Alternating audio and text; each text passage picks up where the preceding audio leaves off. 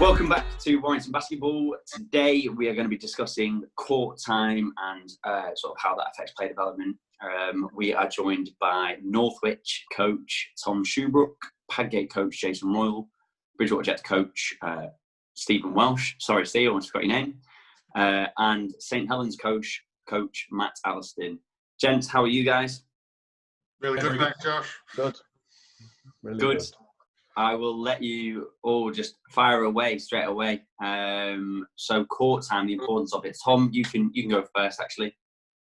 Well, in terms of how you should do rotations and things in games? I think so, yeah. Well, for us, it's at ball hall. I kind of stick to trying to get everyone roughly fair minutes, so roughly equal minutes. In terms of, especially the younger levels, if you plan it out and go, this is when they're all going to play, and getting everyone about the same amount of time. I know as it gets older, I kind of stick to that within the ball hall. And then obviously when I'm coaching at college or when I used to coach National League, it would seem slightly different. It's a little bit more based on work and matchups a little bit more. But yeah, I think especially at early age groups, equal court time really, really important within it. Yeah. Jason, what's your philosophy on it? Yeah, I'd have to agree with Tom, really, to be honest. Not only from a development point of view, but from a psychological point of view as well. Kids at a very early age these days are learning the value of their worth within a team, even if it's not on the level that the older guys would notice, but these younger guys, the less court time they get, it does impact them. Why am I not getting on court? What's the problem? Is there something that I should be doing? And that's when they start looking towards the parents, and their parents start pushing that information towards the coaches, which is all very relevant. But you can alleviate that very, very easily with the same sort of perspective that Tom's actually come up with. The equal play type of scenario generally seems to work very, very well for the younger kids.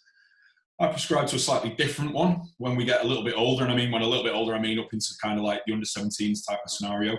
And it depends really on the game side of things. I've always prescribed to the feeling that even though with me coaching a team, it's still very much our team.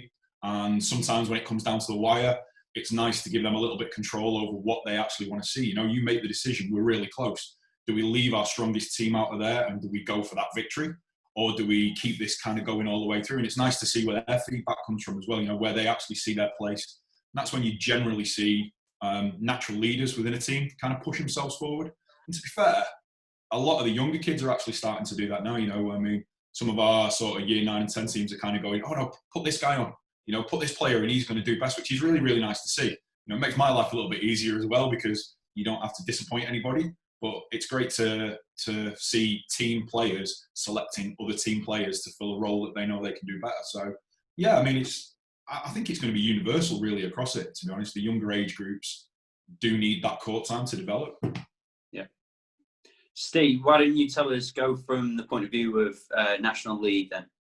So from, obviously with National League, what Basketball England have done, they've got, so for under 14s development and lower, so the under 12s, boys and girls, your under 14s development, boys and girls, they do the first 3 quarters or equal court time. So you've got a roster of 12 players, you'll number them 1 to 12. Numbers 1 to 5 will go on for the first 5 minutes, and then the referee or the table stops the game on the 5-minute mark, and then you do another 5 minutes. 5 players come on. So for the first 3 quarters, everyone gets the same court time, and then the last quarter, it's up to the coach to kind of do, it's kind of where I agree with, really. I think obviously players need court time to improve the skills. You learn so much more from trying to do the skill in a game as opposed to breaking it down at training. So court time's key for development. Obviously, if playing at the right level as well would be a big one. I think if you're it's all well and good getting 20 minutes a game, but if say you're a men's National League player and you're maybe an average Division 3 player, but you're playing 20 minutes in the BBL, it's just not the right level for you.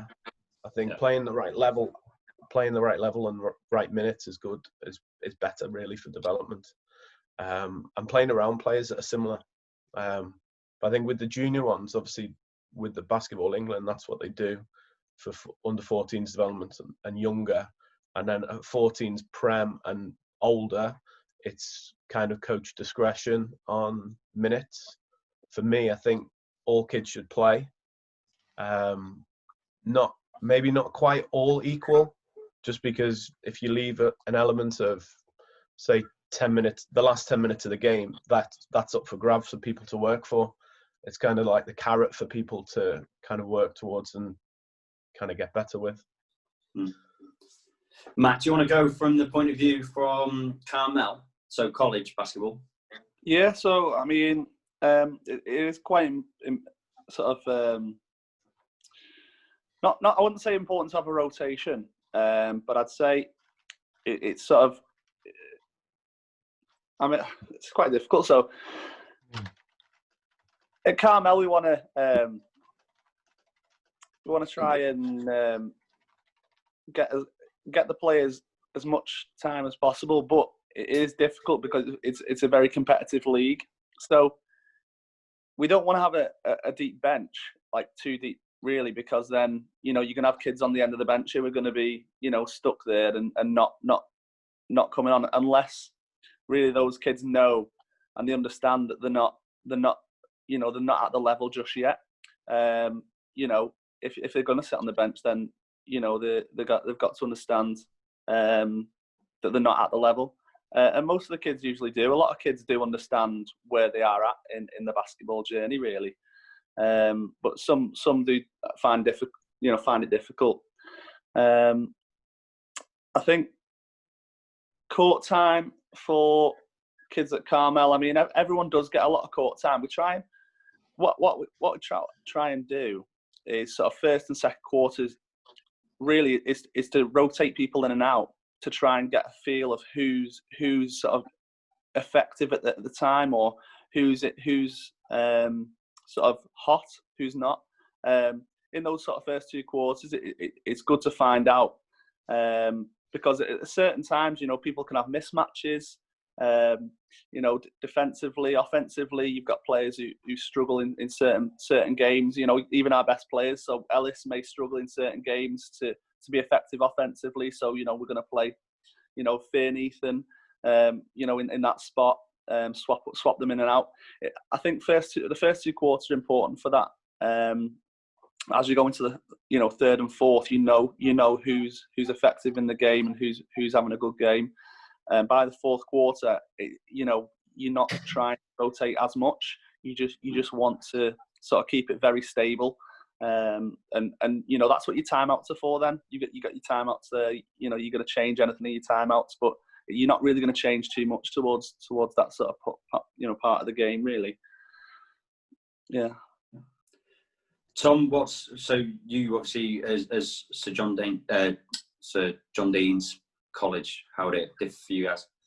Yeah, well, I think what Matt's saying is right. One of the things, when I used to coach with David Atkinson, who used to coach at Stockport and then won a couple of national titles at Manchester Mystics, one of the things that he sort of taught me and other people is about getting everyone minutes early in the game. So if you can get everyone in the first quarter and you can get 10, 12 people on the court, then they're locked in for the rest of the game more. And like Matt says, they've had a chance to kind of prove themselves. And then they're more comfortable when they're coming on. I think it's really hard to sit for a long time and then you're 25 points up and you're 25 minutes into the game and you're like, oh, go and do your thing. And you're just like a deer in the headlights. So that's, I think, good. I think what the advantage that Carmel have got, obviously, apart from daily practice and things, is they've got two teams, which really helps in terms of getting players time at the level that's appropriate for them. I think that's one of the things where the ball hold's really strong, and we can use our teams effectively and players up to give them more of a challenge. Because I know it's quite frustrating to some of the more talented players if they're like, well, I'm much better than him. Why aren't I getting that playing time? Well, you can get more playing time in this league, and in this league, you're doing something slightly different. I think at our college, I feel a bit like, obviously with the pandemic, we had a lot of players that are really talented and good and hard working and been at training, the likes of Adam Chad and Dan Beckingham, and Patrick Kieran, and Chris Rowland, Jay Fowler, all kids that would have played lots of minutes if we'd have played the friendlies that we were planning at the end of the season, or if teams like Priestley had managed to arrange the friendly that we were trying to sort out in time. But yeah, it's always someone else's fault, isn't it, Tom? It's always someone else's fault. I think if you speak, Lewis is someone who's really good at getting everyone lots of playing time in the YR18s, but he'll be able to show you the email where I gave him 38 different dates today, including one or two that would gone well before the pandemic. So he'd be able to show you that. I'm happy to send it on to you if not. But yeah, I'll take your word for it. So, if you want, we can edit into this video, Tom. Don't worry, we'll back it up, mate. So talk. So for new coaches, court time. What you go again, Tom? What you were saying you were going to speak about for new coaches? Yeah, I think for new parents, older players that are going into coaching at the ball, court time is something that's always really, really hard for them to figure out. And I was speaking to Andy Galloway, who was a really good player for us and for Wire. We went to the Final Fours with Lewis's team, did really well. He really struggled with that because I think your tendency is you coach what you've been most recently coached. So if you've got to quite a good level where minutes are dependent on, like, you know, you earn your minutes, and then you go down and you're coaching year 7, 8s, your tendency is to leave the best players on because you're like, well, if I leave him on, we'll do really well. But in the long run, you're stealing from the other players' futures. And realistically, we don't know at under 12s, under 13s, under 14s, who's going to be a good player in 8 years or who's going to be great. One of the examples I always give is Matt's friend, Dominic, the St. Helens head coach. He was a bench player all throughout his under 18s career, and he wasn't a great player in the ball hall, but he's incredibly hard worker. And he's kept going, and there was probably 30 people that were better than him at his position in the Northwest when he was 16. But now, even though he's mainly focused on coaching, where he's a fantastic coach, he's probably one of the better players that's still going in that age group. And I think if we hadn't been given minutes, he would never have been able to find that out. So I think for new coaches, one of the things that we do, I don't know if Steve's done the same thing or Jason's done the same thing, is I've given them a kind of a rotation chart that you can get off the internet of, right, number all your players 1 to 8, and it's these 5 players are going to play these minutes, these 5 players are going to play these minutes, these 5. So they can they don't have to worry about substituting players, because it's really easy as a new coach to get caught up in, oh God, what's happening now? What do I need to do to adjust? What do I need to adjust? And if all that's taken out of your hands, it's so much easier. And if you have we'll make that available for those that are watching that want to get hold of that. We'll get Tom to pass that on so you can get in touch and get that. Carry on, Tom. Sorry to interrupt. Yeah, no, I think that's good. And I think within most of them, I would leave like the last 4 minutes of coach's choice. So you've got 36 minutes where all the minutes have been spread out, and then it's right. These are the 4. These are the 5 that are going to finish. Sometimes it's even don't think about that. Just have that part of the rotation chart. I don't know what people think about that. I think it's nice for new players to be able to become the stars, because you always look at, oh, well, these are my guys that are good. I'm going to leave them on, and they've taken away the chance for the others to actually prove, actually, I can do well in this circumstance. To be fair, Andy Galloway is probably a perfect example of that as well, isn't he? Because when he first started playing basketball, he wasn't very good, but then he's obviously developed through and is now a top-level player, I'd say. Yeah, he was quite well. Obviously, he was playing up like 2 or 3 years because he's playing with his brother's team, and obviously he was a midget and he wasn't very strong, so he couldn't shoot from a distance, like Matt said in previous coaches' corners last week, I think. And yeah, so he scored like 2 baskets in his first 3 seasons, and obviously he went on to be a really, really skilled player from all levels. But it was feeding him those minutes. Guys, anything else you want to add on? Yeah, I think. I mean, at Ball Hall, I think usually it's good to sort of keep the teams as short a bench as possible. So when we sort of make a team, when we've got the same type of team, if the team gets more than like 7 or 8 players, we just start a new team, because having too many players on a team doesn't help those kids get on the court, and it's difficult to coach as well. Coaches can find it really difficult, because you're getting through a quarter and you're looking around and you're going, oh, these kids haven't been on. What shall I do? Or we've gone down a couple of points and get sort of flustered. What am I going to do now? I can't put these kids on. But you've got to have a sort of shorter rotation to sort of get that out your head a little bit as well, and also not really worry about the score. The kids do want to win. The kids, I think the kids want to win more than the coaches sometimes, but or sometimes depends on the coach. But I know some of our coaches like to win, but it does depend on the kids do like to win. So I'd say just don't worry about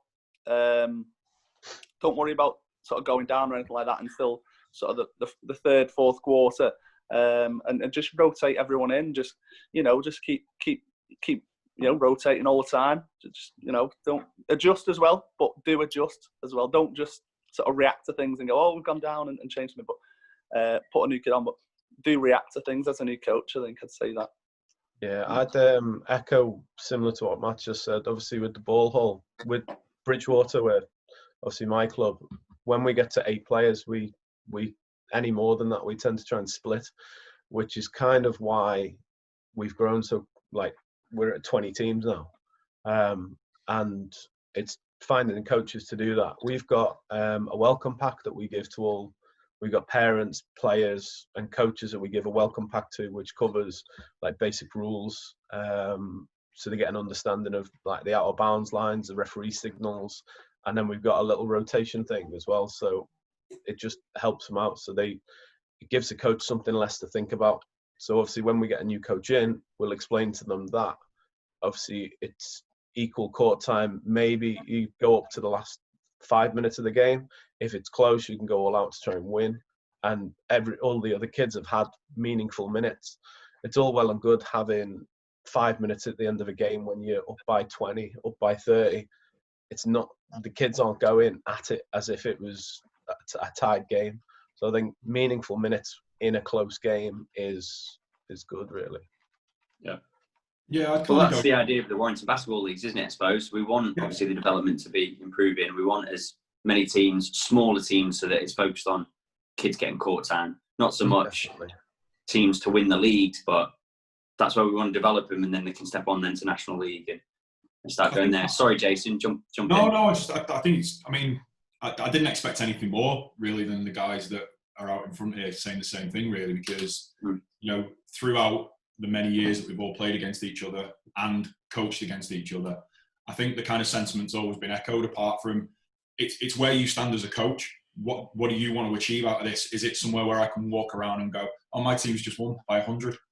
That's nothing. That doesn't achieve anything, And then on top of that, you've got that mentality of the younger coaches as well. So I feel there's a certain element of being able to coach a coach, if that makes sense, and give them a set of guides to go for, rather than, say for instance, we've got Lewis who's coaching one of our junior teams, and he's doing a fantastic job. He's got a great relationship with the players. But initially, when he first started out, it was all about, let's go out there and get that win straight away. And unfortunately, that team at the moment, there are better teams in that league, so it was a very, very difficult, it was a tough climb for him to try and get that win. It does make, when you get that win, all that much sweeter, but then you've got to realise what you've actually sacrificed to get this, Are you leaving kids on the bench?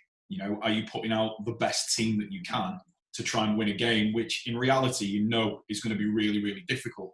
So I think from a more senior coach's point of view, that's really important, to guide these younger coaches and give them the confidence to kind of make these decisions as well, where it's not important if we win.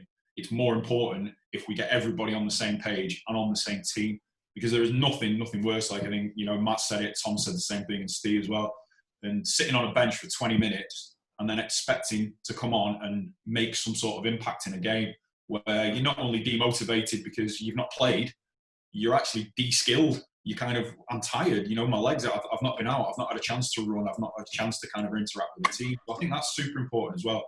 Finding what motivation as a coach is your motivation. And not be afraid to ask questions as well about it. I constantly ask questions, if it's not Tom or Steve or Dom. I mean, I don't see a lot of Matt anymore because he does the morning ones, but I'm not proud enough not to ask a question at the end of the day. If I don't know something, I'd rather make an informed decision based on it. And I think that needs pushing towards younger coaches as well. Even more so if these coaches are player coaches. I know Steve has that problem with one of your under-17s. There's so many, big talents on that team that they all want an input.